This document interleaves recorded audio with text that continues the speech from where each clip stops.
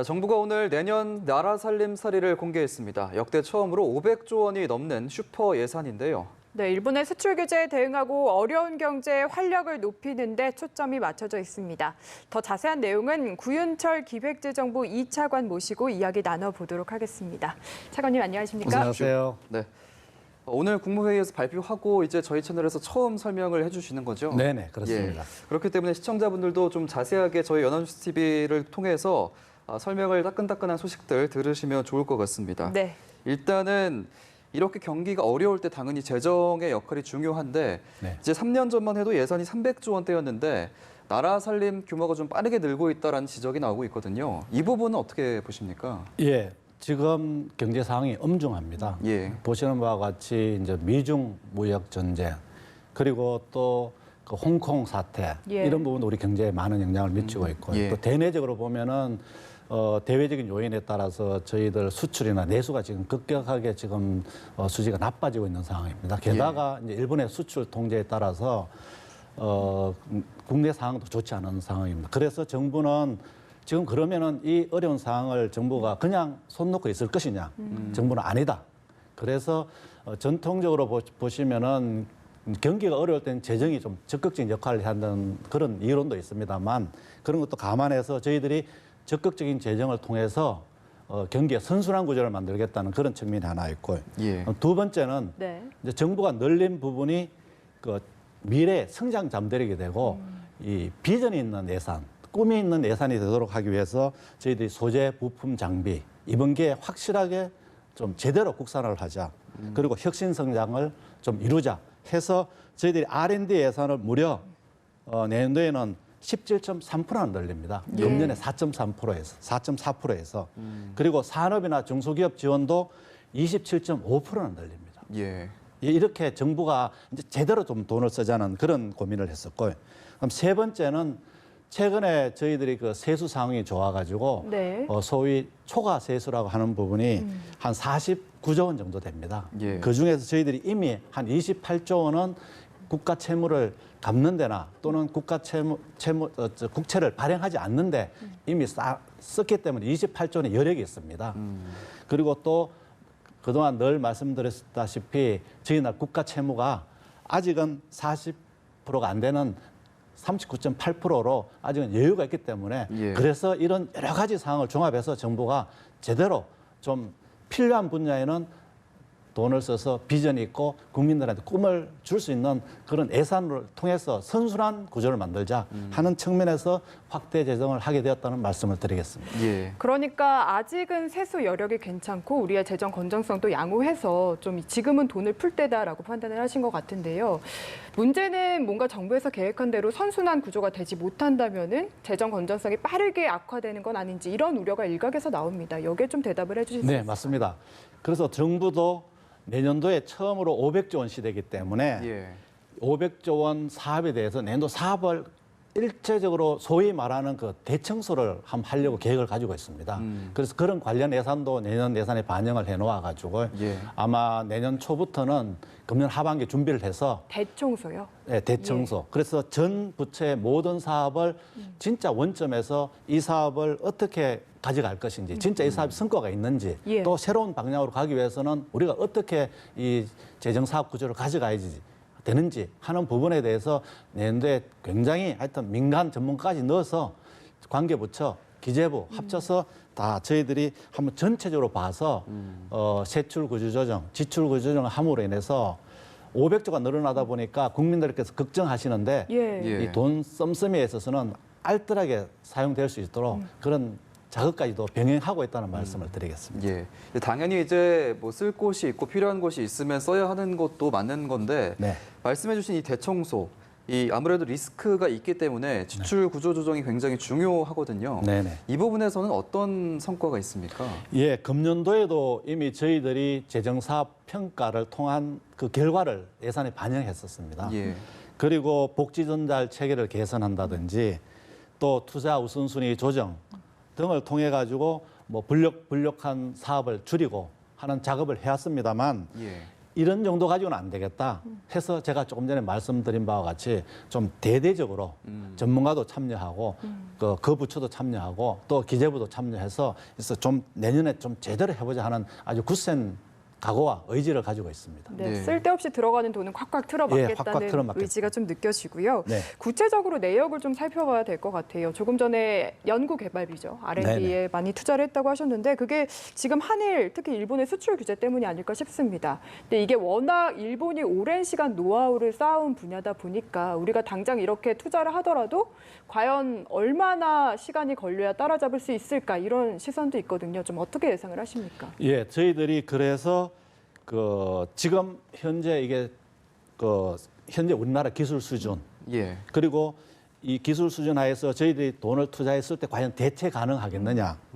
또 그리고 어떤 특정한 국가의 의존도가 높은 품목이냐 아니냐. 예. 그리고 이렇게 투자를 했을 때 우리 주력 신산업으로서 어떤 굉장히 성과를 가져올 것이냐 하는 점을 감안해서 예. 한 100개 품목을 저희들이 선정을 했습니다. 예. 그래서 내년도에는 저희들이 돈을 한 2조 1천억 이상을 넣어서 한 예. 20개 품목에 대해서는 최대한 빨리 좀 자립화를 하겠다. 내년까지요. 예. 그리고 나머지 한 80개 품목에 대해서는 한 5년 이내에 좀 하겠다 하는 그런 강력한 의지를 가지고 있습니다. 예. 그래서 국민들께서는 그러면 과연 정부가 이렇게 돈을 넣으면 될 수 있느냐 예. 이렇게 우려도 합니다만 저희들은 할 수 있다 하는 굳건한 의지를 가지고 총력을 다해서 이 100개 품목에 대해서는 5년 이내는 하여튼 맥시멈이고 최대한 빠른 시일 내에 좀 자립할 수 있고 기술 수준도 선진국을 따라잡을 수 있는 그런 수준으로 민, 관, 정이 다 합쳐서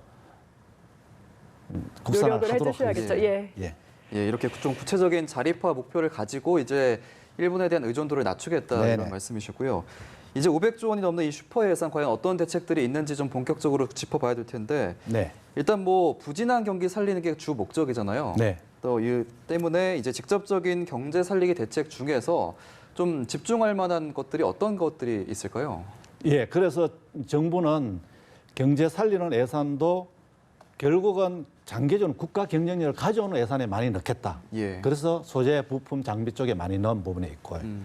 그리고 또 지난번에 손정희 또 일본 대표가 오셔가지고 저희들 AI를 말씀하셨는데 예. DNA라 그래서 데이터 N은 네트워크입니다. 예. 그다음에 AI 쪽 5G나 이런 쪽으로 해서 저희들 하여튼 핵심 산업 이외에도 시스템 반도체 예. 그다음에 바이오 이런 쪽으로 해서 수소 경제 이런 미래차 쪽으로 해서 하여튼 핵심적인 쪽에는 예산을 대폭 많이 넣었습니다. 그리고 그렇다고 인해서 저희들이 예산을 넣으면서 여기저기를 나눠서 넣기보다는 이번에는 핵심 산업 위주로 해서 장기적으로 국가에 꿈을 줄 수 있고 비전을 줄 수 있는 분야를 중심으로 해서 집중적으로 예산을 넣었다는 말씀을 드리겠습니다. 예. 그리고 또 살펴보니까 일자리 예산이 21%가 늘어서 25조 원, 내년에도 정말 많이 편성을 합니다. 근데 네네. 고용 지표가 뭐 조금씩 개선되고 있다라는 뉴스도 최근에 들리긴 하지만 여전히 우려의 목소리가 높거든요. 차관님께서는 현재 고용 상황 좀 어떻게 보고 계신가요? 예, 최근에 작년 말이 고용 상황이 좋지 않았습니다. 예. 그런데 금년 들어서는 3달 연속 전년 대비 한 20만 명 이상은 고용률 상승은 이루어지고 있습니다. 예. 그런데 단지 이제 정부가 우려하는 부분은 제조업에 좀 업황이 좋지 않다 보니까 30, 40대 고용이 좋지 중년층, 않고 예. 그다음에 고령층 또 여러 가지 경기 상으로 좋지 않은 측면이 있습니다. 예. 그래서 30, 40대 고용을 확충하기 위해서 저희들은 청년 추가 고용 장려금이라든지 예. 그리고 취업 성공 패키지, 취업을 하기 위해서 지원하는 제도, 그다음에 모태펀드 내년도에 좀 집중 지원해서 창업을 좀 할 수 있게 이렇게 좀 지원하게 네. 하려고 하고 있고, 예. 그다음에 60세 이상 노인 일자리는 결국은 이 부분은 이제 노인들이 일해서 돈을 받느냐, 그리고 정부가 지원해서 돈 받느냐 두 가지 부분이 있을 수 있는데 네. 정부가 일정 부분은 또 지원을 하고 또 일정 부분은 일자리를 통해서 노인들이 어떤 생계를 이어갈 수 있게 이렇게 하는 쪽에다가 일자리를 배분할 계획입니다. 그런데 근본적으로는 예. 저희들이 아까 말씀드린 것처럼 이 성장이 될 수 있는 분야에 집중해서 민간 일자리가 창출하도록 하는 게 가장 직결이라고 저는 예, 생각하고 맞습니다. 있습니다. 예, 경제 허리를 좀 살려보겠다라는 네네. 말씀이셨는데 일단 저소득층 문제 관련해서도 이제 기초연금, 기초생활보장 같은 이전 소득 확대뿐만이 아니라 네. 근로소득을 좀 늘리기 위해서 저소득층 일자리 자체도 좀 늘려야 될 텐데 이거와 좀 관련된 예산도 있습니까? 네. 말씀하신 것처럼 경기 상황이 어려워지면은 가장 어려움에 노출되는 부분이 취약계층이라고 합니다. 예. 이분들이 주로 이제 노인, 기초수급자, 장애인 이런 부분이 저소득 계층이 될 수 있겠습니다. 그래서 저희들은 내년도에 이제 정부에서 이 취약계층, 어려움을 겪고 있는 계층의 일자리를 한 17만 개 정도 늘리게 되고요. 그 중에서 노인 일자리가 금년도에 61만 개에서 74만 개로 대폭 늘립니다.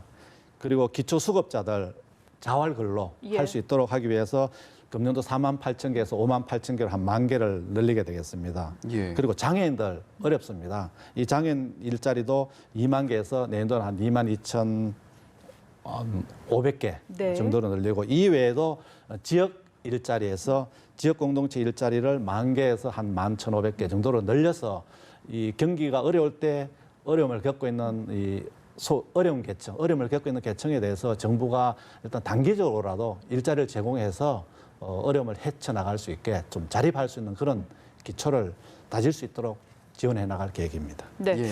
지금까지 해서 저희가 정부가 중점적으로 투자를 많이 하는 부분은 좀 살펴본 것 같은데 네네. 마지막으로 이 외에도 뭔가 소개하고 싶은 사업, 우리 정부가 이렇게 열심히 일하고 있다 네네. 이런 것들 소개해 주시면 감사하겠습니다. 예, 너무 많은데 예. 방송 관계상 몇 가지 말씀드리면 예. 첫째로 이제는 저희들 이제 IoT 시대이기 때문에 스마트 인프라라는 쪽에 저희들이 내년도에 1조 2천억을 투자할 계획입니다. 이게 무슨 얘기냐면은요. 도로나 철도 같은 경우도 이 좀 인텔리전트하게 예. 도로가 교통이 많이 밀리는 쪽은 이 신호를 자동적으로 조정을 해줘가지고 한 방향을 또 다른 방향으로 터준다든지 하는 그런 예. 분야를 예. 하려고 하고요. 또 특히 내년도에 정부가 중점을 둔 부분이 상수도입니다. 이 적수 문제가 금년에 굉장히 큰 이슈가 문제가 되지 됐었죠. 않았습니까? 예. 그래서 상수도에다가 IT를 접목해가지고 적수가 딱 나오게 되면 바로 딱 차단을 할 수 있게 하는 그런 예산을 또 내년도에 신규로 넣었습니다.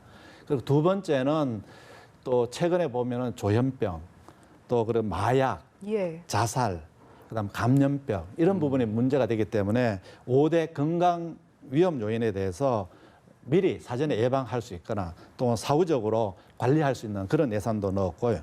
또 하나 더 말씀드리면은 그 지역 혁신 예산으로 해가지고 지역에 있는 대학 그리고 지역에 있는 연구소, 지역에 있는 기업, 지역에 있는 지방자치단체가 다 합쳐서 우리 지역은 뭐를 먹고 살 것이냐. 그 지역 혁신 프로그램을 내년도에 시범 사업으로 세 군데를 넣어가지고 공모를 받을 계획입니다. 그래서 지역이 진짜 협업을 해서 할 수 있는 부분에 대해서 1,080억을 넣으면 한 지역당 한 300억 이상은 내년도에 정부 예산을 받게 될 것입니다.